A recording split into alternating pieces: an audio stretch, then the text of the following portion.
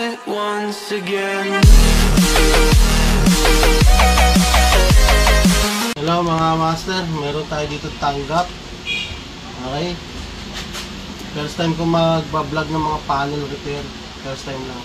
Yung mga master na dyan at alam na to, pwedeng manood, pwedeng hindi. Yung mga baguhan, para sa inyo to. Okay, meron tayo dito tanggap TCL. Ayun, ayan, mayroon siyang, ayan makikita, meron siyang indicator. Power on natin. Ayan, okay. Kung mapapansin nyo, meron siyang display pero backlight lang. Meron siyang, wala siyang display pero ayan, meron siyang backlight. Ayan, okay. Then, ito yung kanyang top board. Check natin yung kanyang voltage. Ito yung tester ko mga master. Test natin yan.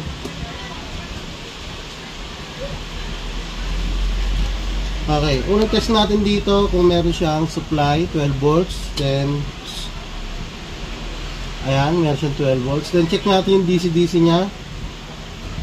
Check natin 1.8. Meron siyang 1.7. Then check natin yung 3.3. Meron po siyang 3.2. Check natin yung ABDD 15. Wala po. Ayan. Okay, check natin VGH nya. Wala po. Ayan, paki-focus. Wala tayong masukat na VGH. VGH bottom B1 o tama yan. Okay, wala tayong masukat. Okay, so gamit tayong microscope para makita natin yung problema nito.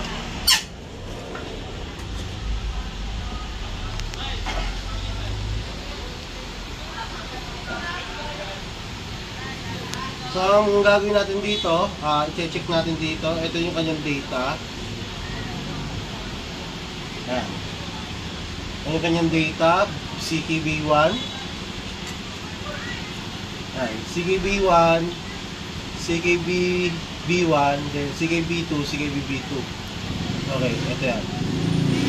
Itong data na to, dito nyo po makikita yan. Ayan. Dito nyo po makikita. Ayan.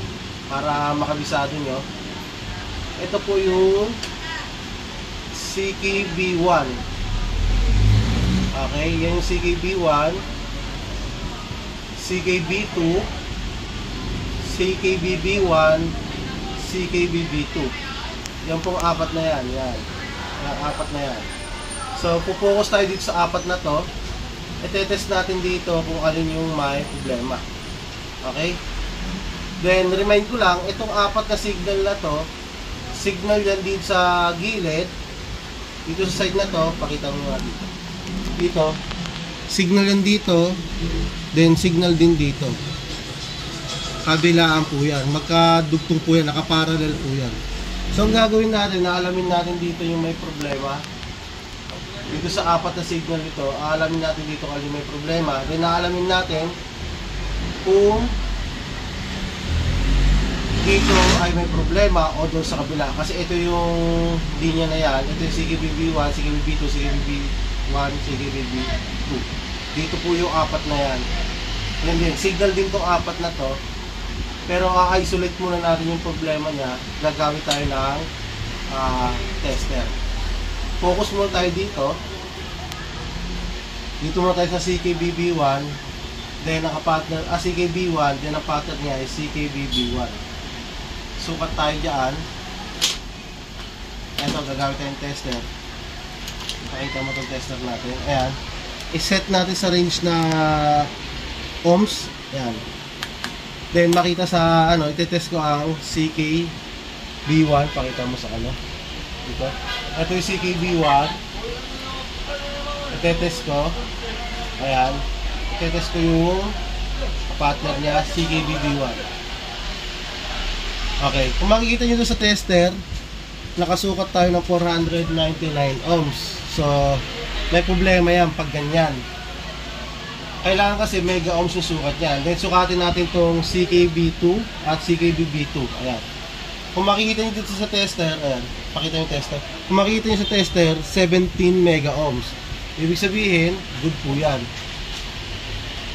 Ang problema natin itong CKBB1 at CKB1 at CKBB1. Ayan. Kasi 499 ohms lang siya. So dahil connected pa yung kabila, i-isolate muna natin itong linya na to. Mag-isolate muna tayo para makita natin kung saan may problema. Kung dito ba sa side na to o doon sa kabilang side. Okay? Kung diyan tayo may problema or dito tayo sa kabilang side. Okay? Yan. Yan din, nakaparallel to doon sa kabilang linya. Signal din po yan, yung apat na yan. Pero focus muna tayo dito. Kakat muna tayo. Okay. Kakat muna natin tong linya na to.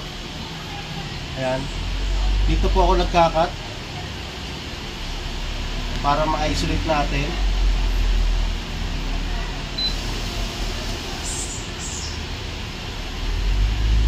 Natutulak. Ayan. Cut muna tayo dyan.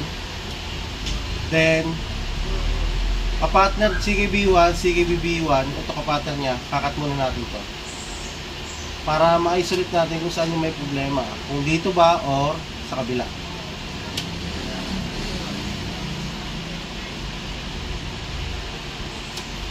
Yan. Minsan kasi gusto ko rin mag-panel repair eh. Nagre-repair rin naman din ako ng panel. Kaya lang, madalas ko binablog kasi puro pagpo-program. Singit ko lang to kasi para din to dun sa nag-request. Ayan. Siguraduhin lang natin na hindi na siya connected. Ayan. Okay, tester natin kung connected pa yan. Dami tayong tester. Ayan. Set natin sa continuity. Okay. Makikita nyo sa monitor. Ayan. Post muna natin may customer. Okay mga master, continue na natin to. Test natin to kung may continuity. Dapat wala na po. Ayan. Okay, pakita natin tester. Wala na continuity. Okay. Ayan yan ha. Then ito kabila, tingnan natin kung may continuity. Wala na po. Pakita natin tester. Ayan. Okay. Then tester tayo ng ohms. Tingnan natin. Kung yung signal papunta sa kabila ay mataas ka o mababa pa. Okay, itetest natin itong CKB1. Ayan, CKB1 saka CKBB1. Ayan. Okay, nakita nyo mga master, ibig sabihin sa kabila po ang may problema. Nakita nyo, 500 ohms, kanina 499 yan. Ito, doon, ang sukat na to, doon lang gagaling sa kabila. Ibig sabihin, good yung linya na to. Itong apat na signal, good po yan, ibabalik po natin yan. Then, ikakat na natin dito sa kabila. Pupunta na tayo dito. Ayan. Dito na po tayo magkakat. Ayan. Okay, babalatan muna natin.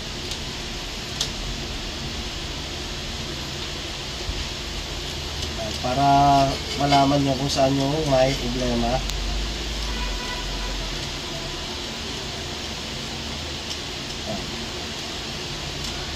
Kaya nag-cut tayo sa kabila para ma-isolate muna kung alin ang may problema. Dahil may nasukat pa rin tayo, ibig sabihin dito po ang may problema kasi nahiwalay na natin yung kabila. Okay, sukat po tayo.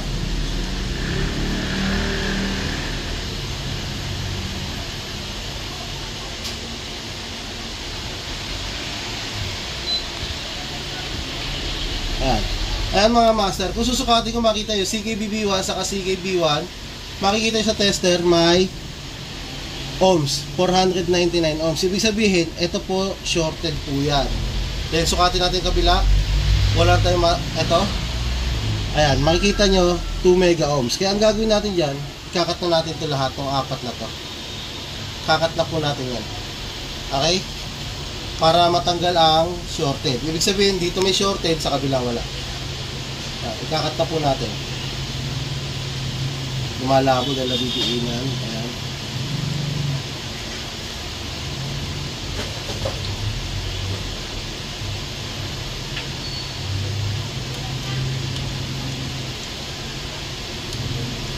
Ayan.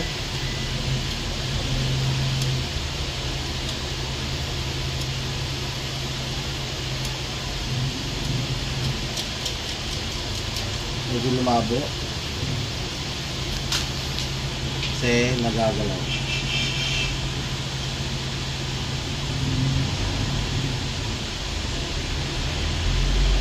Okay, din linisin natin.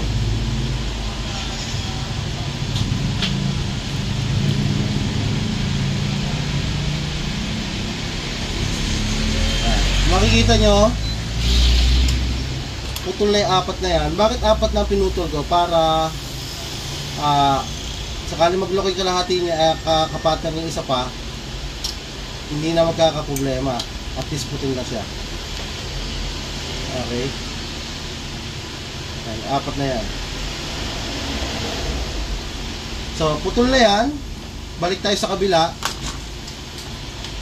Tingnan natin kung may masukat pa tayong ohms. Okay. Ito, susukatin ko yung CKBB1. Ayan. Wala na akong makikitang shorted. Okay. Then ito, CKB2, CKBB2. Ayan. So makita nyo dito, mega ohms. Then ito, ayan, mega ohms. Okay. Yan ang gagawin natin dito mga master, ibabalik muna natin. Okay, hinanga ko muna itong mga master pabalik para testing natin. Pause muna. Ito mga master, ayan. Naibalik ko na yung hinang. Naibalik ko na yung hinang niya. Naibalik ko na. Then, sukatan natin. Unahin natin CKB1. Then, makikita nyo dito sa tester ko, 18 mega ohms. Nawala na yung 499 ohms. Then CKB2, CKBB2, ayan, 18 mega ohms na rin po yung sukat niya. Okay. Then, ang nangyari kasi dito tayo nag-cut, ayan, natanggal na po yung tinatawag natin na 400 ohms. Shorted na po para sa board natin yon pag gano'n na sukat. Ayan. Kung susukatin natin ito, mapapansin nyo,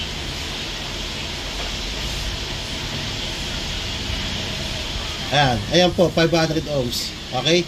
Kaya kinat natin yan, ayan, makikita nyo, 500 ohms. Dito po, tingnan nyo. Ayan, 500 ohms. Kaya kinat natin yan para hindi siya hindi mag-protect kung ating DC-DC. Okay? Saksak po natin to. Ayan, saksak natin. Then, ayan, makikita nyo,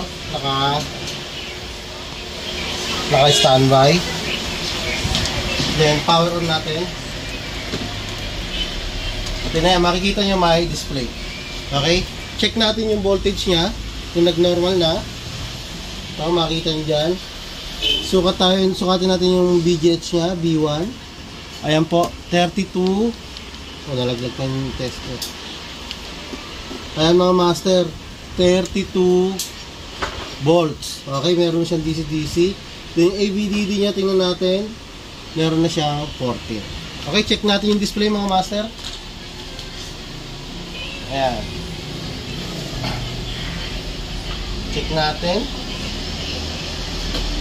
Ayan po. Lumabas na yung display niya. Okay, so job well done tayo mga master. Kung mapapansin nyo, makinis na makinis. Walang problema yung kanyang display. Ayan. Normal yung display niya. Okay, sana nakatulong sa inyo itong tutorial natin. Basic tutorial to. Yung mga master dyan na marunong na sa mga ganyan, pagbigyan natin itong mga baguhan, then malaman nila kung paano ang diskarte o technique sa pag-prepare nito. Okay, mga master, maraming salamat po. Subscribe po sa channel namin, C4 Electronics TV.